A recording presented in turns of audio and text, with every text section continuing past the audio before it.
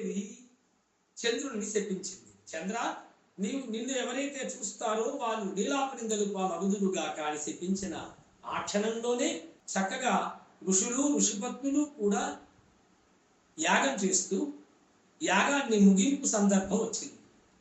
పూర్ణాహుతి చేసి యాగం చుట్టూ ఋషిపత్నులతో సహా ఋషులందరూ కూడా యాగం చుట్టూ ప్రదక్షిణలు చేస్తూ ఉన్నారు.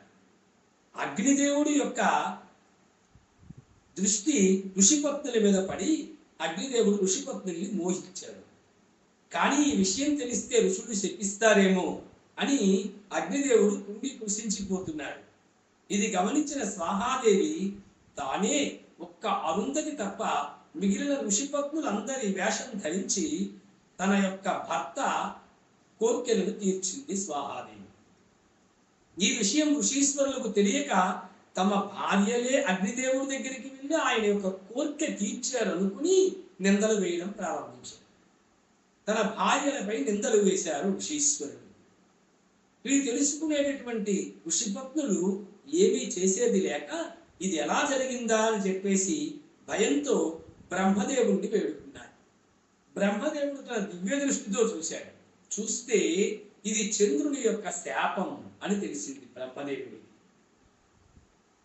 ఈ శాపాన్ని ఎలా తగ్గించాలి అని చెప్పి ఆలోచించి ఋషులు ఋషిపత్నులు బ్రహ్మదేవుడు అందరూ కలిసి కైలాసానికి వెళ్ళారు.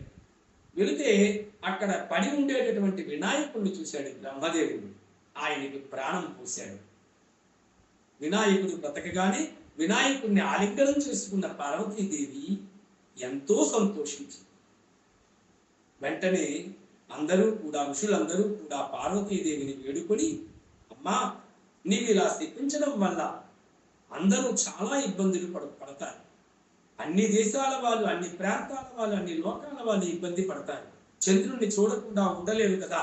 కాబట్టి చంద్రుణ్ణి చూస్తే నీలాపనిందలు వస్తే సృష్టి ఎలా నిలబడుతుంది?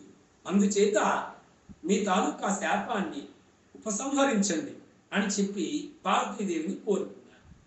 అప్పుడు పార్వతీదేవి ఈ రోజు భాద్రపద శుద్ధ చవితి రోజున తప్ప మిగిలిన అన్ని రోజులలో ఏ నీలాపనిందలు ఉండవు. కానీ భాద్రపద శుద్ధ చవితి నాడు ఎవరైతే చంద్రుణ్ణి చూస్తారో వారికి నీలాపనిందలు తప్పవు అని చెప్పి పార్వతీదేవి చెప్పింది.